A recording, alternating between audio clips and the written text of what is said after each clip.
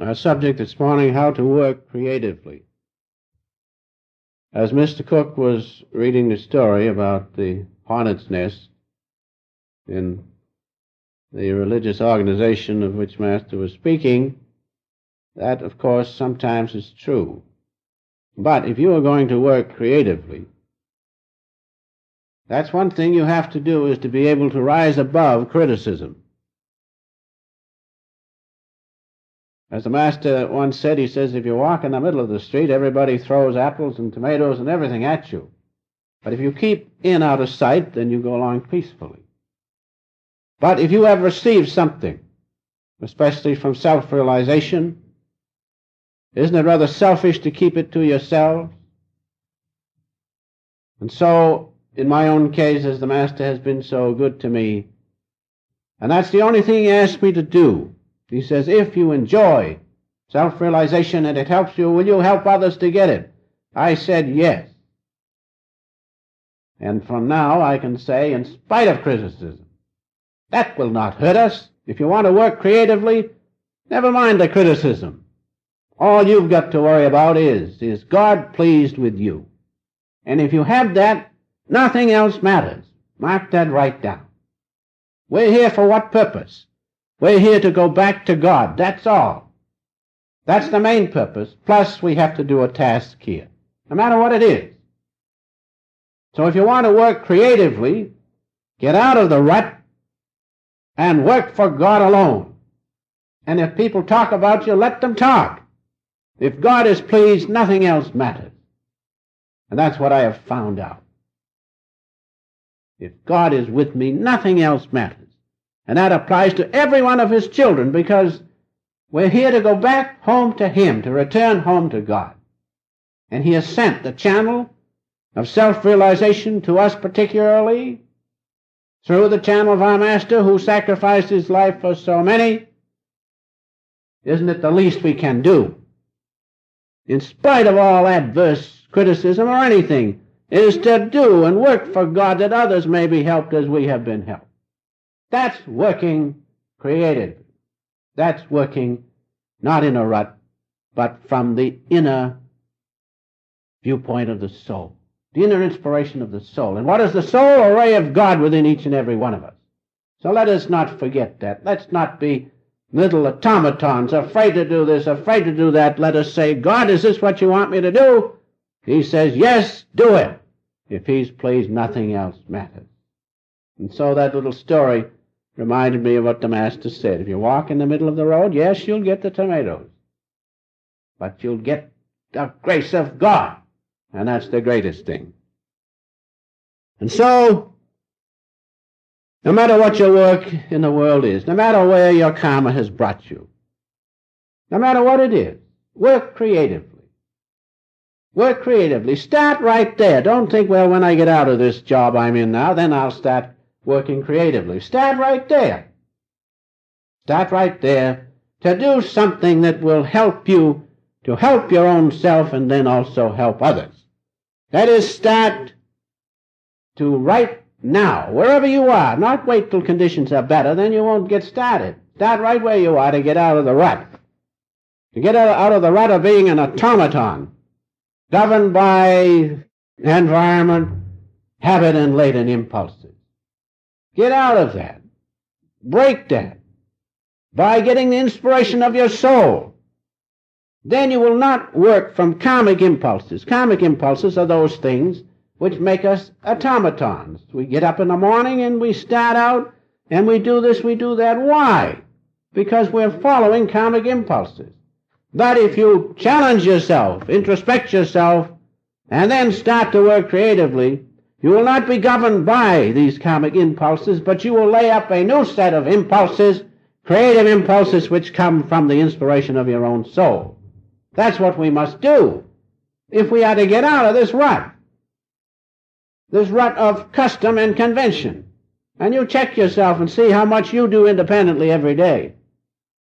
Master used to say, breakfast, lunch, and dinner, go to work, go back, go to bed, get up, do the same thing over again. That's being an automaton. We do not want that. And so these newly awakened creative impulses come realized by following the inspiration of your soul or independent action. You see, automatic action doesn't give you progress. You're an automaton. But when you deliberately look within and contact the presence of God and then act creatively, then that's independent action. Then you will progress. Otherwise you will not. And most people, as you know, are afraid to try anything new. They like to stay in the rut because it's easier. But those who have the spirit of pioneering, they have that consciousness which stimulates them to do something different and to be progressive and to be creative. And that inspiration, as I have said, comes from no other place than the presence of God within. And isn't it better to do what He wants us to do? And all the saints tell us the same thing. Our Master told us this same thing, that we are here for one purpose, to return to God in a conscious way and to perform our task in which we find ourselves. Is that very difficult? No, but we're a little bit lazy. We're automatic in our action, and therefore we do not work as creatively as we could. Now, it is this inspiration of your soul, the inspiration of God within you, that will get you out of the rut. These ruts are very deep of convention and custom, of which I have spoken. They're very deep and they're slippery. You've had your automobile stuck in a rut. It's hard to get out, isn't it? But the inspiration of the presence of God within you, of your own soul, will get you out of it. Nothing else will, but that will. Let us realize that. And so to work creatively requires, first of all, will. Will. People say, oh, I can't meditate. I just can't meditate. Why? Because the will is not strong.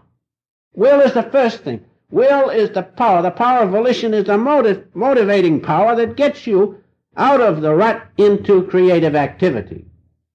Willpower is very essential to understand. In the few minutes I have, I'll just say a word or two about willpower. There are several kinds of willpower. First is ordinary willpower or mechanical will.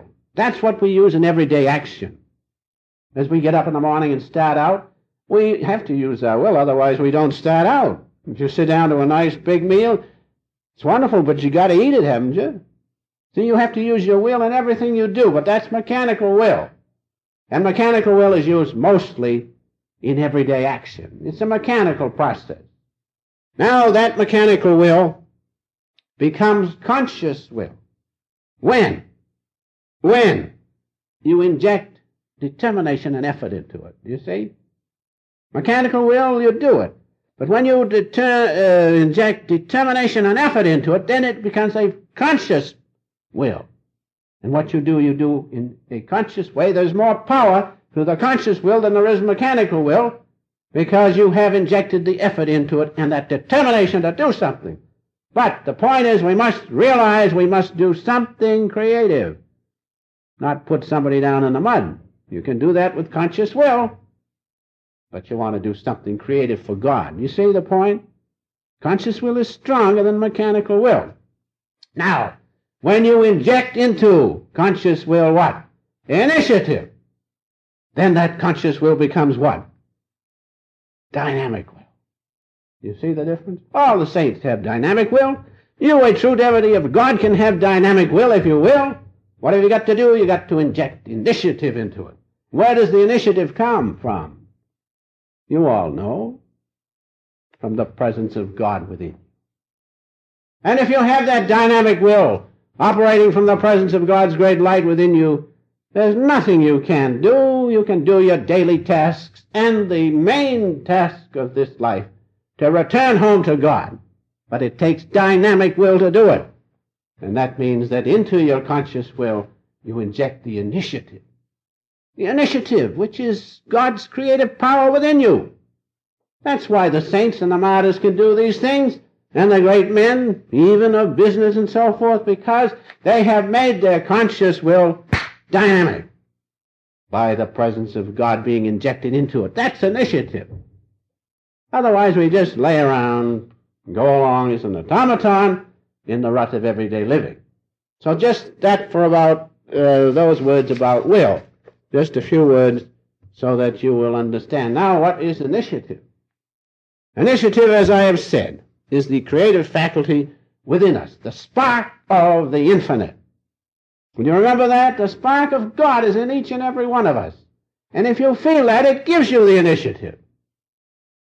People say, why you got initiative? But why not feel God first? Then the initiative will come. Then you can do something. And this initiative enables us to do something which somebody else won't do. All the saints are that way. The initiative will enable you to walk in the middle of the street. It'll enable you to get the brickbats and so forth. But it will also give you the presence of God. Because initiative changes your conscious will to what? Dynamic will. The presence of God. And so initiative also enables us to stand on our own feet, and initiative is the main point in success. Ask any businessman. If they do not have that initiative, they will not succeed. Ask any saint, religious man, unless he has that initiative to do his meditations, to do his duty, to do his devotions in a deeper and a more dynamic way, he will not succeed. So let's realize these important points in thinking creatively and acting creatively, is to have that initiative. And that comes from the inspiration of the soul or the presence of God within you. And so, as we use our dynamic will or the creative power of God within us, we have God right within us. As we use that, let us realize to use it creatively. In other words, the two purposes of life. First, foremost, is to return to God, not to make money, not to build a big city, not to lead an army, but to return home to God. Will you understand that? And I always remind myself, don't you forget it either. That's our first duty, is to go back home to God. As Master says, we don't belong in this world here. I mean, truly. We belong to God. And the second point is we have a task to do. I have a task to do. You have a task to do. Do that. But do the other first. Get the contact with God. I'll come to that in just a moment. And so, creative ability would never allow us to just get by or do things in a passable way. This is a very important point. Some people, no matter what walk of life you find them, they're just getting by. If I can just get by, everything's fine. I remember in college, when we took the examinations, we had certain numbers. And then they'd put the numbers up on the board and your marks, see? And I came by, and there's one particular fellow, he had a number, I remember the number was 636. And he had wonderful marks. And the other fellows were looking, ooh, who's that fellow? Boy, if I can just get by, that's all I want. Just get that 70 passing, that's all I care about. But that fellow, he must be a whiz. But they just wanted to get by. Now, creative ability does not allow that state of consciousness. And it's the same way in business or a profession. I found that many of the doctors would just say, well, as long as it stays in until the patient gets out, it's all right. But that isn't the way God wants us to do. Now we can apply that to meditation. You sit in meditation, well, I'll give an hour, but where is my mind? All over the place. But if I use creative ability and hook my consciousness up with the presence of God, so to speak, unite my consciousness with His great light and His love, then what happens? Then you meditate creatively. You'll get there, of course, by the law of, what do they call it, evolution. But who wants to wait for that 1,000,000 years to get back? To get out of this ego consciousness, we want to get out now. So let us realize these things.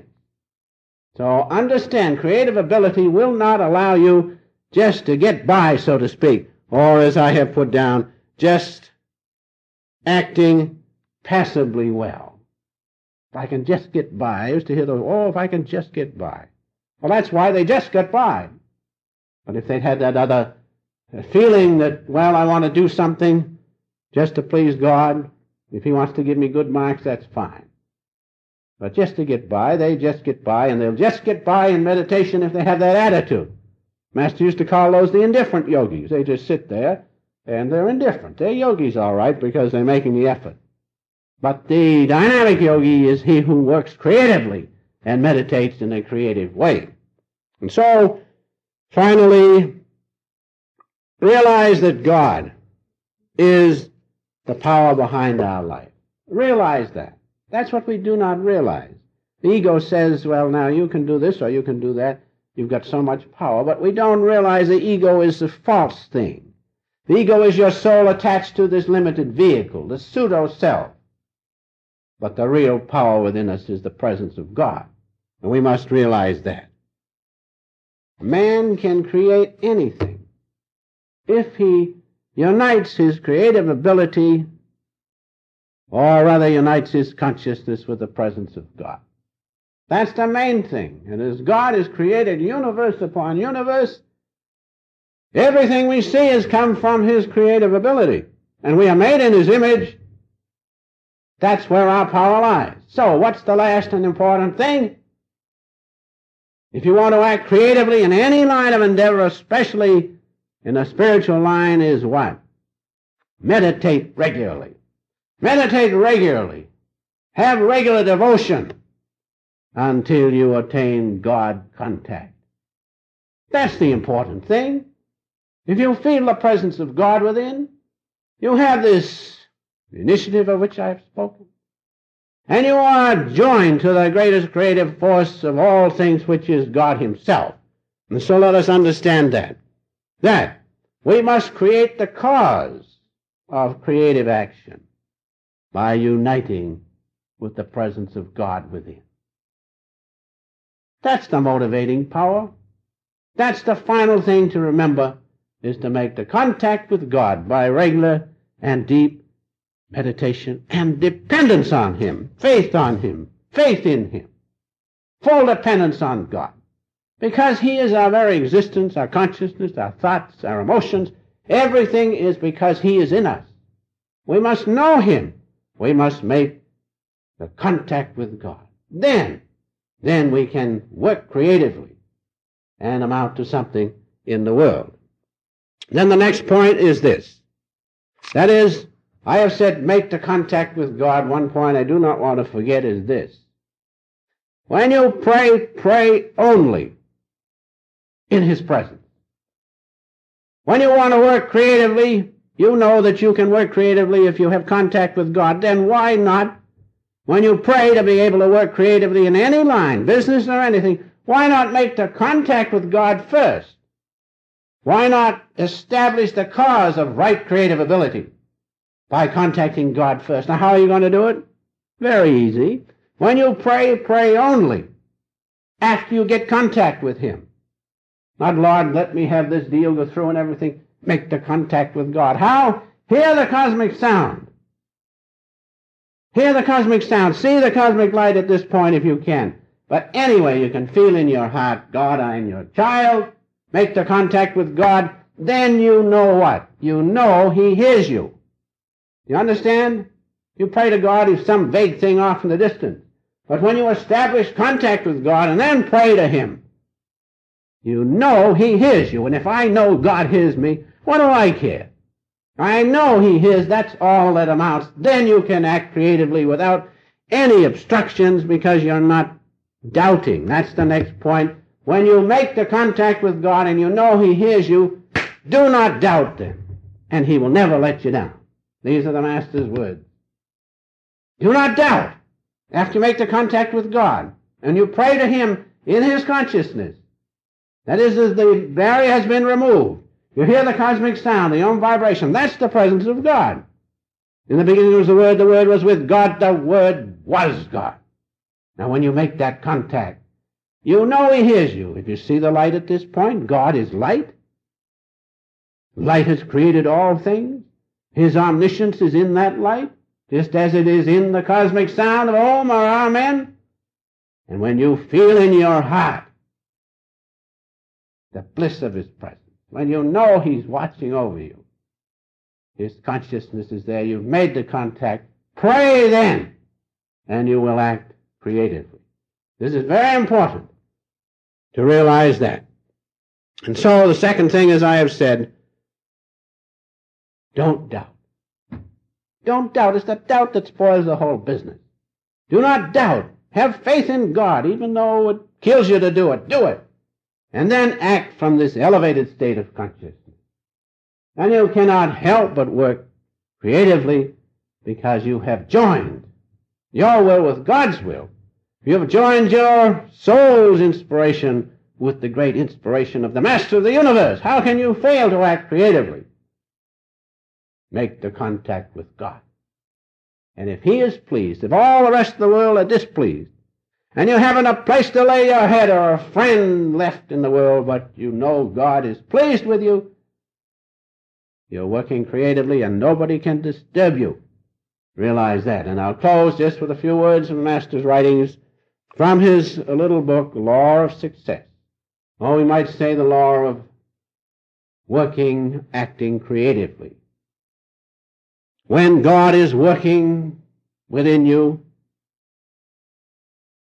you cannot fail. Understand that. People will try everything else but that. People need in general right now one thing, and what is it? God. The alcoholic needs one thing, God. The discouraged person needs one thing, God.